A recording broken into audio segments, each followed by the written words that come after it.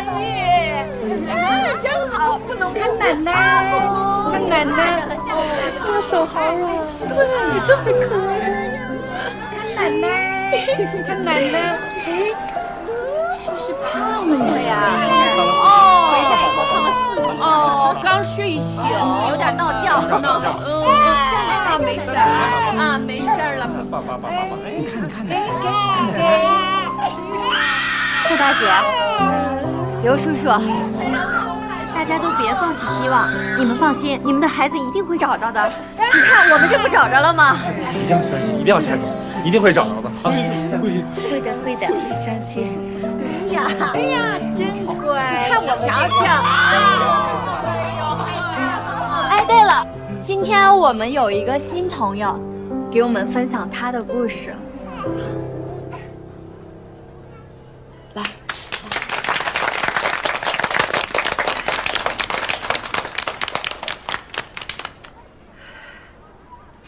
大家好，我叫平娇，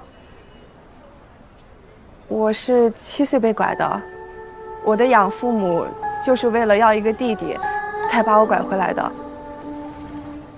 我长大以后，我就一直想跑出去，想要自力更生，找到自己的亲生父母，但没想到又一次被拐了，还差点失去了性命。还好，现在我找到了自己的亲生爸爸妈妈，他们对我都特别好。真好。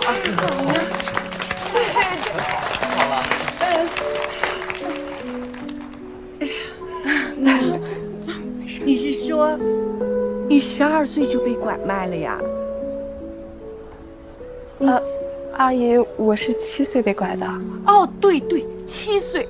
哎呀，7岁到现在，这么多年了，你都回来了，真好。所以大家一定要坚持下去，一定不要失去希望，我们都会回家的。冉冉说的对，阿姨，我就是要坚持，坚持下去。对，一定要坚持。对，都会回家的。来抱抱，来，奶奶抱抱，哎，乖。哦，对了，平娇还给我们带了她当地的特产，很多东西呢，说要给我们尝尝。对，这些都是我爸爸妈妈亲手种的，大家尝尝先，都是纯绿色无公害的呢。辛苦了，我来。辛苦了，谢谢。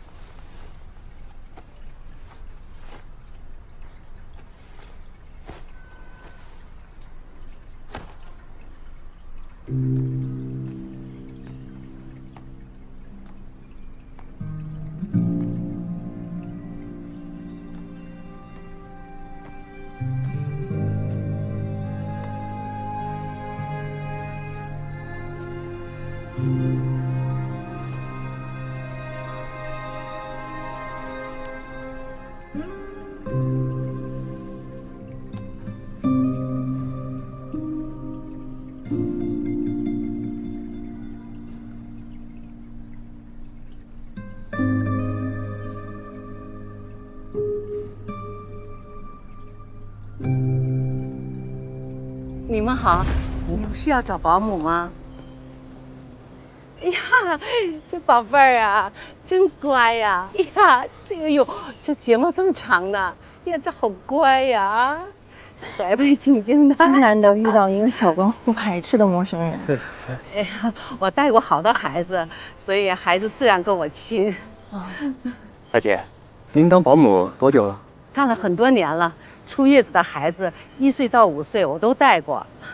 月子里的可不成，那得是月嫂，不是什么人都能干的。那您今天来就是哦，我上一家的孩子爸爸到外省工作了，这不他们也想让我过去，在灵山习惯了，我不想过去，所以重新来找工作。哦，你看，这是我的简历，还有这是我上一家啊。这家人都挺好的，就是夫人有些挑剔，可就是跟我投缘。这我一干呢4年多，孩子突然一走，我还真舍不得。大姐，是这样的，我们今天来这儿呢是来找保姆的，可是在家政公司没找到合适的。您看您跟我的孩子这么投缘，能不能帮帮我们？可以啊，我这不也在找工作呢吗？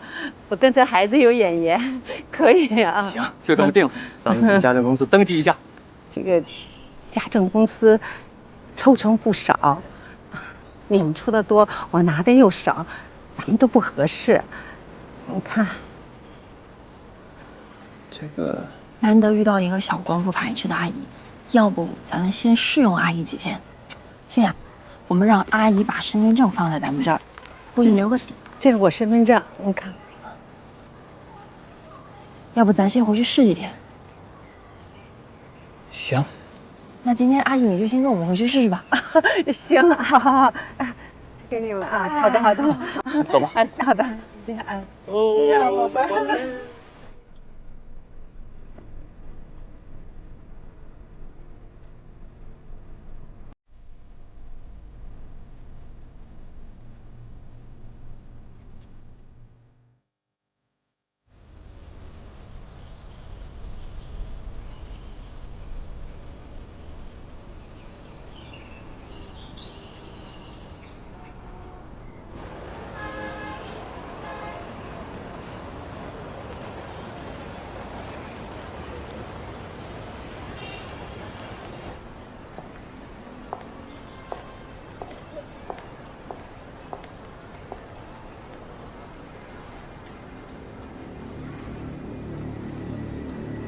你好，请问你要买什么？我看看。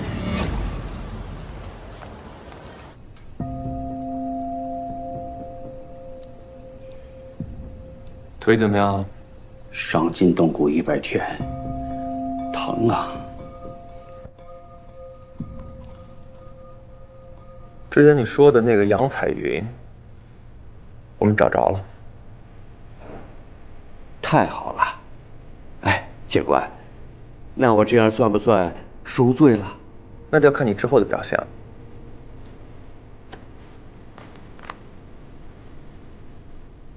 红姨，她真名叫什么？他没说过。他隔三差五总换新名字。他用过的名字很多，像什么邓艳萍、洪艳艳、刘玉兰、李兰香什么的，他都用过。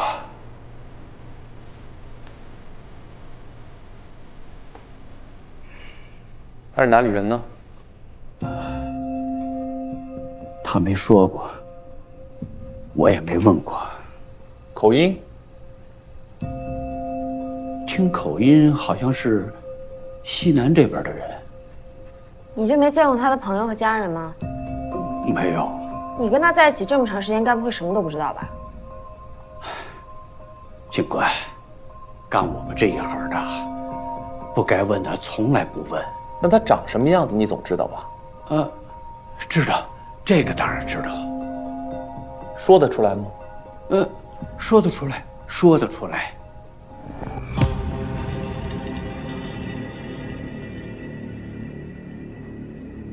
黄川的描述很准确，我们给多个当事人都看过画像，他们都说这就是红姨。尹副主任已经联系了各地公安和看守所，就目前情况来看，红姨仍然在逃。单凭这个画像，也是大海捞针。现在当务之急是缩小搜索范围，还是得从黄川那边入手。毕竟跟他一起生活那么多年，哪有不露破绽的？我再去审一下黄川。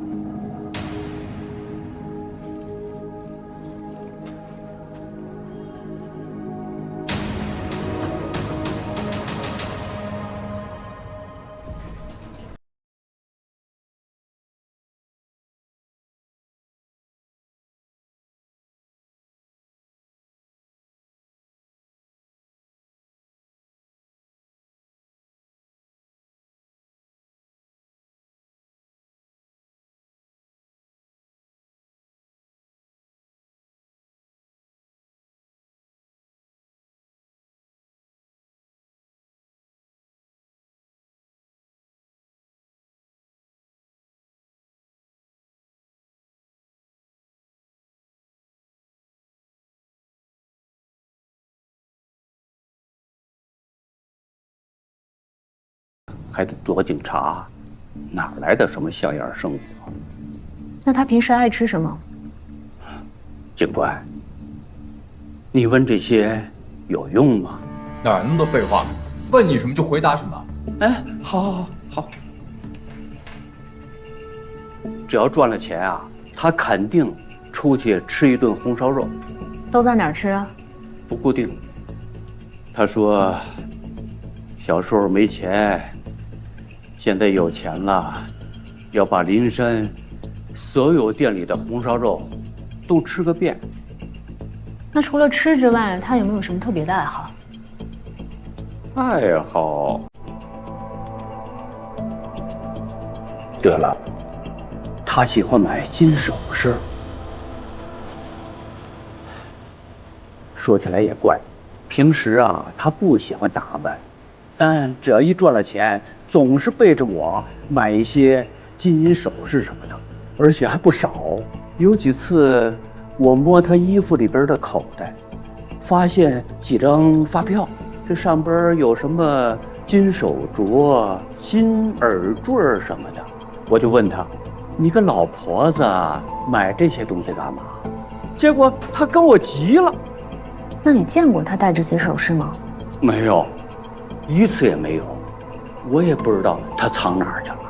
那你刚提到那个发票，你有印象这些金首饰都是在哪儿买的吗？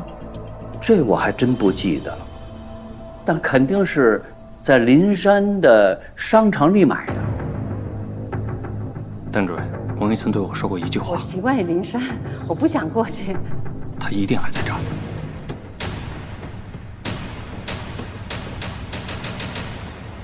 阿姨，这边都是我们的一些耳饰，像您短头发呀，戴出来特别好看。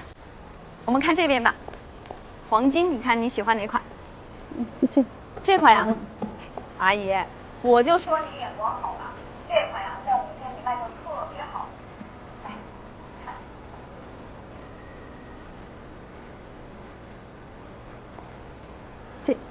这手镯吗？这款呀，粗的。阿姨，不瞒您说，今年过年的时候，我才给我妈妈拿了一款，我妈呀喜欢的不得了呢。这边还有，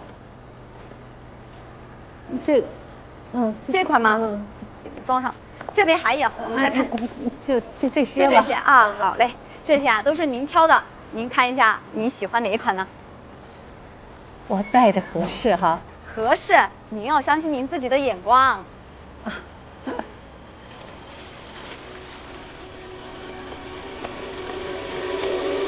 结账。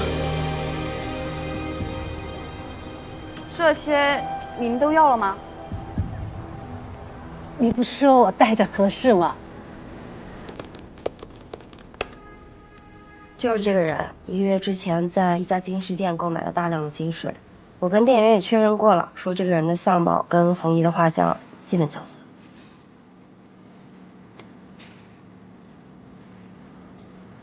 所以起码现在我们可以确定一件事：红姨1个月前还在林山。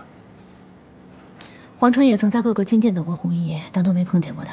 等黄川躲到灵山郊区没多久，这个人就出现了，就从这里排查，多注意老年人安去的场所。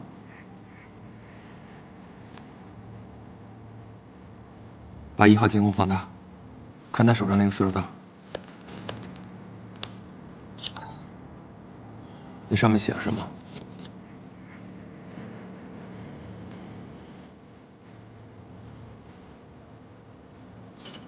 连都山超。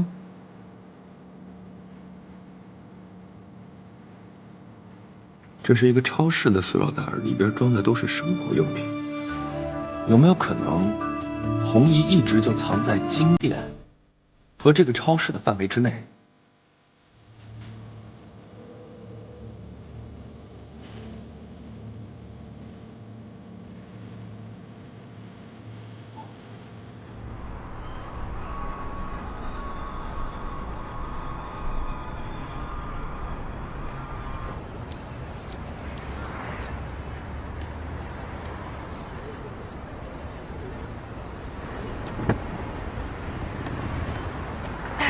主任，占你时间吃个东西。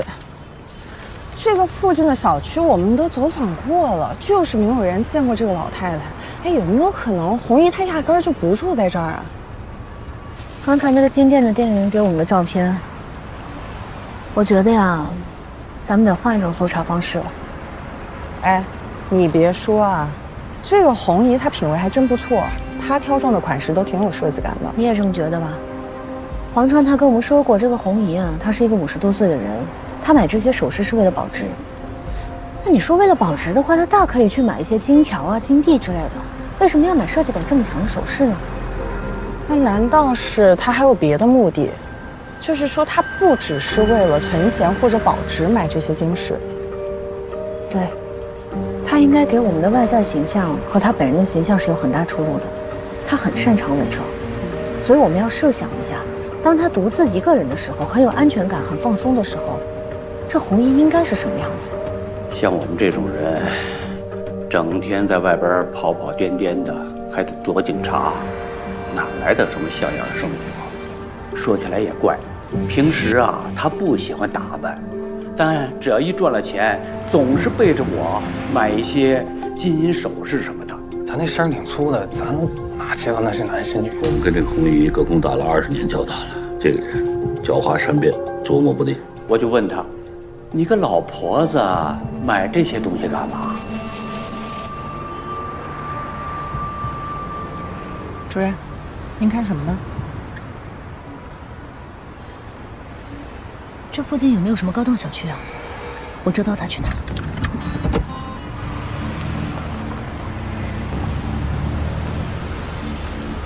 你好，欢迎光临。你好，我们是警察，有些事儿需要您配合一下。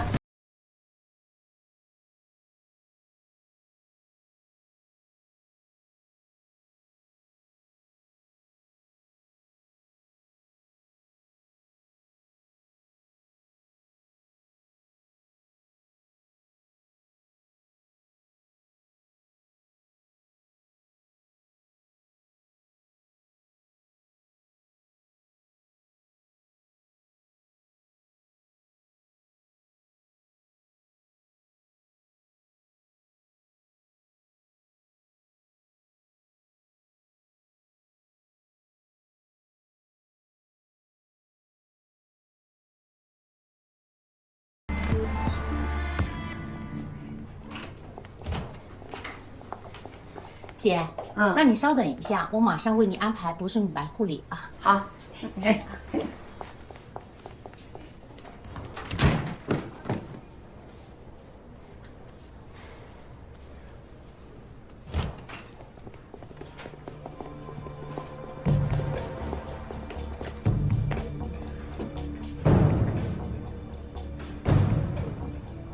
终于见面了，红姨。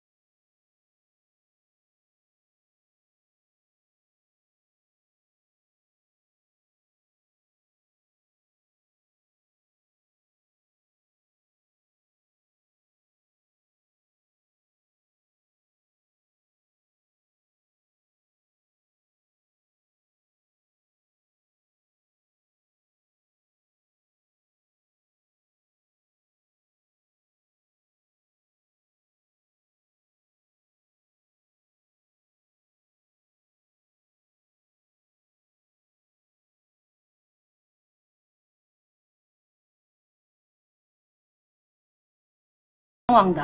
我去过你们的住所，这份 DNA 检测报告说，黄川住所收集到的部分毛发 DNA 和你的 DNA 高度匹配。是啊，我承认我认识他，可我恨他，我根本不想提他，我根本不想待在他身边。他说了，只要我走，他就把我杀了。我也是没办法，我一个女的，我啥事儿都得听他的，要不然他就打我，我也是受害者。黄川可不是这么说的，他说你们一起拐了孩子，而且都是你一个人的主意。哎呦，拐卖孩子，这怎么可能？警察同志，你不要冤枉我呀！我就是做做饭，收拾屋子，其他我真的什么都不知道。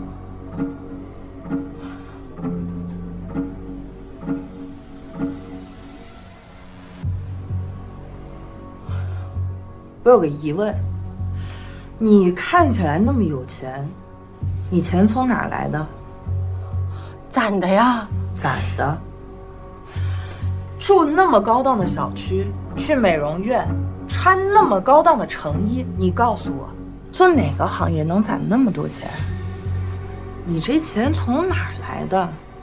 我打这么多年的工，还做一些投资。投资啊，什么投资能赚这么多钱？您教教我。您别告诉我是炒黄金的，这就是你20多年来拐孩子的赃款。黄川可都说了，你把所有的钱都给卷走了。胡说，放屁！这本来就是我的钱。哎，那你就是承认和黄川一起做事儿了？哎呀，我没有跟他一起做事儿，他是挣完钱分给我的。他具体干什么，他也没有说，我也没问。你拐走了多少孩子，毁了多少家庭？你别以为在这装疯卖傻就能蒙混过关。你不要冤枉我呀！我真的什么都没做，你们怎么就不相信我呀？怎么不相信我呀？我什么都没做。这红衣什么都不认，把所有的事情都推到黄川身上。早就想到了，像他这种老人贩子，如果不拿一些证据确凿的东西来撬动他的话，他会一直耗下去。主要是我们现在对他的真实身份一无所知，也不知道他叫什么，从哪儿来，家里情况怎么样，什么都不知道。现在我们有红衣的照片，我已经让局里同志帮忙去协助调查，查清楚这个红衣，包括一些 DNA 采集库里有没有相似的信息。主任，黎明县打拐办有消息了。哎，他们辖区有一个叫洪金凤的中年妇女，相貌跟红衣很像。临平那边通过当地派出所拿到了她的电话号码，没想到是咱们灵山看守所民警接的电话。那个叫洪金凤的女人，就是红衣。没错，临平县就是红衣的老家。她的真名叫洪金凤，1958年生，家里5口人，除了她父母还有2个弟弟。洪金凤10几岁就离开家外出打工，很少回家。她的家人在95年搬去外地之后就再也没回来。能联系上她家人吗？尹副主任已经在调查了。这么说，我们现在算是找到嫌疑人的原住址。行，你带人去一趟红衣老家，让老尹联系一下他的家人。好。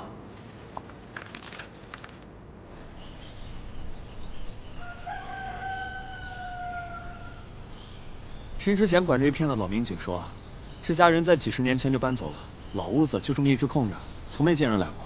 明白。前面就是洪金凤家。嗯。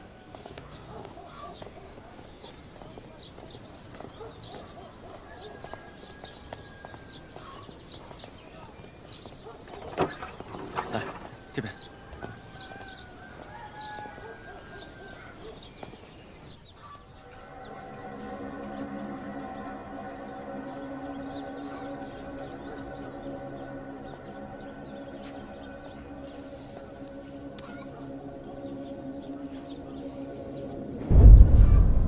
没想到红衣小时候还是个好学生啊！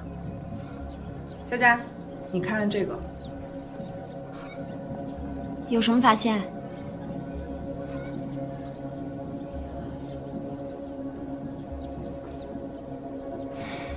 全家福，没有洪金凤的全家福。这个洪金凤也挺可怜的，拍全家福不带她，还得住在厨房里。不过，既然是全家福，他们搬家的时候为什么不把照片带走呢？可能忘记了。照片放在这么明显的位置，就这么忘带了？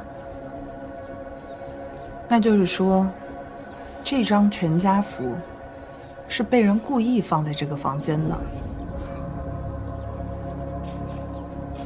因为有人想看着他们。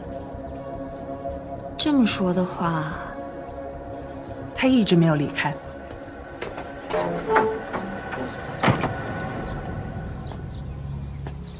这个家平时有人来打扫吗？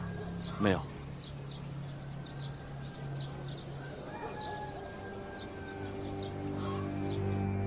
这张全家福拍摄于1970年，洪金凤才12岁。不管背后发生了什么，这事对她的刺激应该不小，不然也不会一直留着这张照片。而且，等搜查令下来，你多带几个人过去，应该还有其他线索。哎呦，可算回来了！导演辛苦了。哎呀，没你们辛苦。查得怎么样？见到他家人了吗？我跑到祖国的大北方，总算找到他的家里人了。他的父母已经离世了，我见到他弟弟了。问出什么了？我给他看了洪金凤的照片，他跟我说啊，照片上那个人不是他姐姐，他说他姐姐已经死了。怎么会死了？这兄弟俩各说各的，看来这家人啊是不想认他。这样的话，想确认红衣的身份就更难了。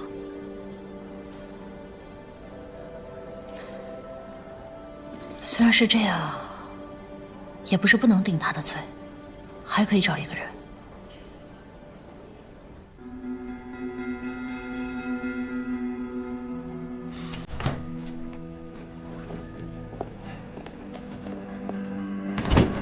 孙律师，得麻烦您帮我们辨认一下，一会儿进来的人当中，您看看有没有当年拐走小光那个假保姆。时间过了那么久，容貌肯定是有些变化，一下子认不出来也很正常。你就想一想，他有没有什么口音或者小动作之类的。时至今日，他的一丝一毫我都清清楚楚的。就算是变成灰，我也认得他。把人带进来。行不行？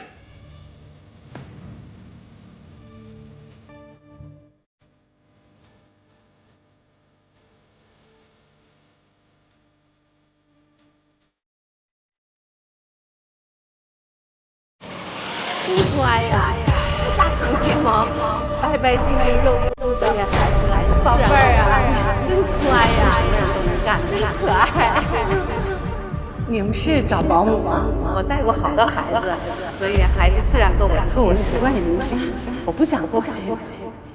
就是他，就是他，就是他，就是他！他把我的假包卖到哪去了？就是他！孙律师，你冷静点，相信我们警方。您再确认一下，是6号吗？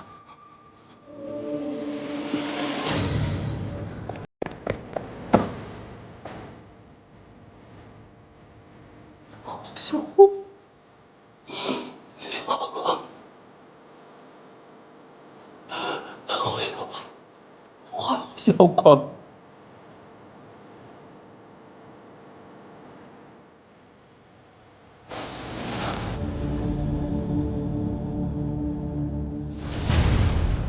警察同志，该说的我都说了，那些坏事儿是黄川干的，你们怎么不相信我呀？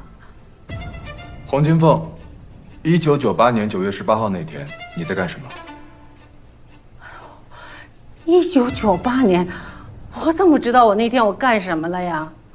我要知道我干什么，那我可就神了。那段时间你在别人家里做保姆吧？是啊，我是做过保姆。那我再提醒你一点，你在一个律师家里做保姆，抱走了他们家一个小男孩，对吧？没有，我绝对没干过这事儿。律师已经指认你了，说就是你。啊，他说我是，那我就是啊。那他要是认错人了呢？哎呀，我是个老老实实的好保姆，真的，我从来就没干过那种事儿。警察同志，你应该比我清楚，说话要有证据，你可不能诬陷好人呐。我真的没干这些事儿。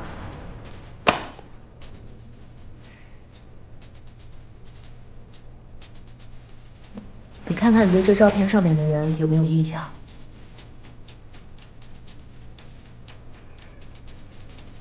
知道他们是谁吗？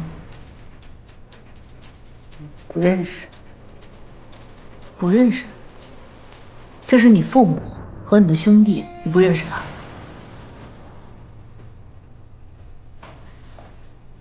那你不认识，你为什么要留着这张照片呢？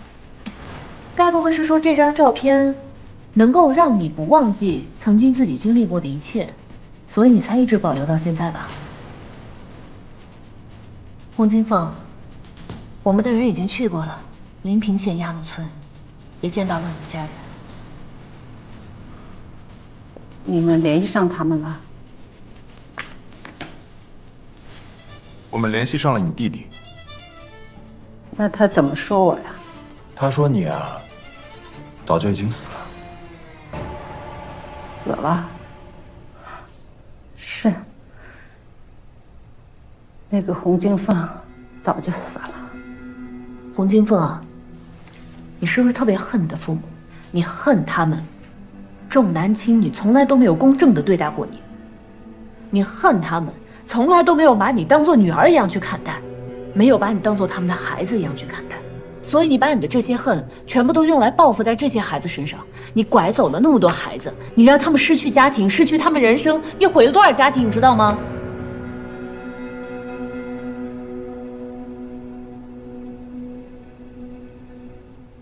各位，洪金凤的心理防线开始松动了，但是光有黄川的供词，孙律师的指认还不够，现在缺少关键性证据。这样，严磊跟艾欣再去一趟洪家老宅，再看看还有没有新的发现。好。好。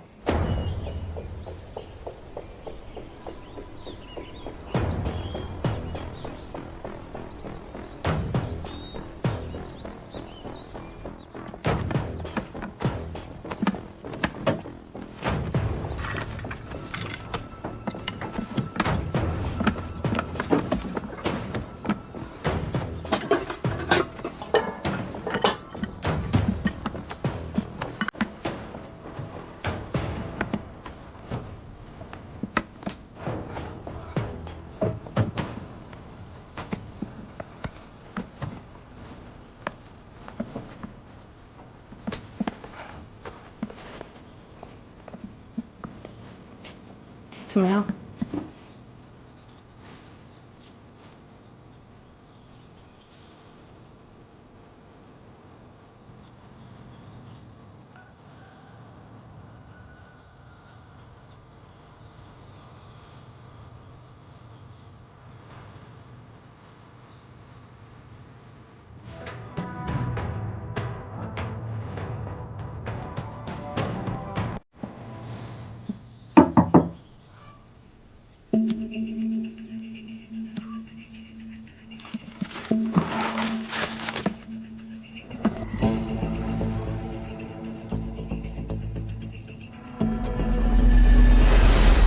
袁磊，这可能就是红衣买的那批黄金，但是黄金下面压着的是什么东西啊？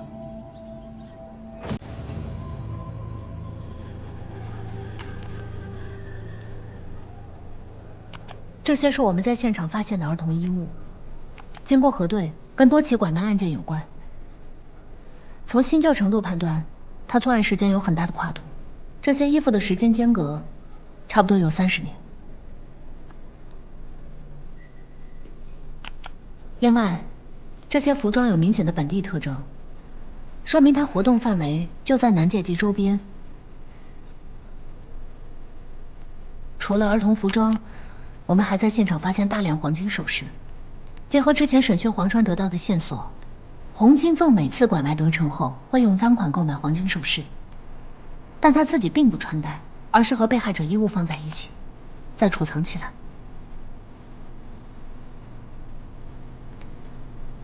这种行为很反常，可以看出洪金凤拐卖孩子的行为让她体验到了满足感。她收藏的这些衣物是她的战利品。变态心理。针对这个特点，我们调了金属探测器，在老屋及周边区域进行24小时不间断的探测。现在共发现服装43件，以及相同数量的黄金首饰。这么说，有43个受害者？可能不止，现在调查还没有结束，他可能还有其他的窝点。洪金凤审得怎么样？根据我们掌握的信息，洪金凤只负责拐，后续环节他不插手。他一共只承认3起案件。他目前还不知道我们的发现。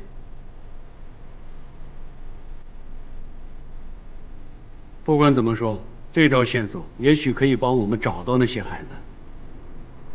在省公安机关领导的高度重视下，灵山市打拐办采取各种有效措施开展侦查工作。黄川、洪金凤相继被抓获，是我市打拐专项整治行动的重要里程碑。红一线了。左伟说。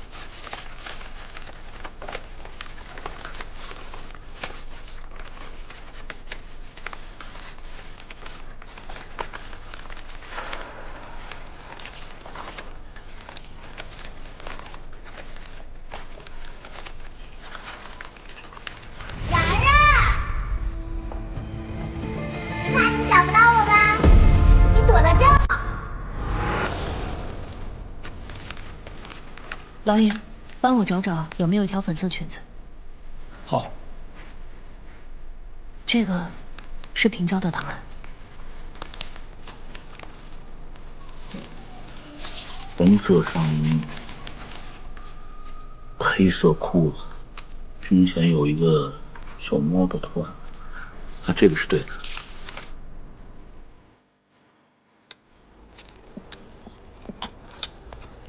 吃饭了，儿子们，来，吃饭。再来尝尝今天爸做的是番茄炒蛋和糖醋里脊，好香啊，闻着。好，谢谢。不错。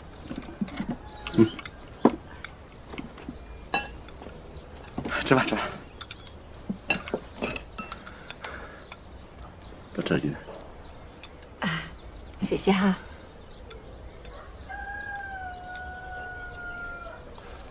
晶晶，行哈。啊，不客气哈，多吃点，来。多吃点。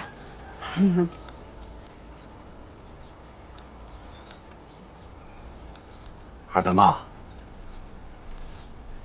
是白秀晶，我们的姑娘白秀晶。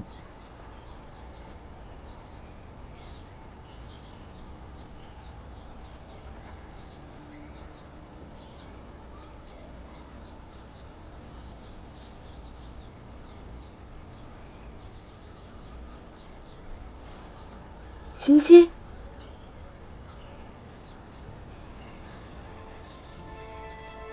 晶晶，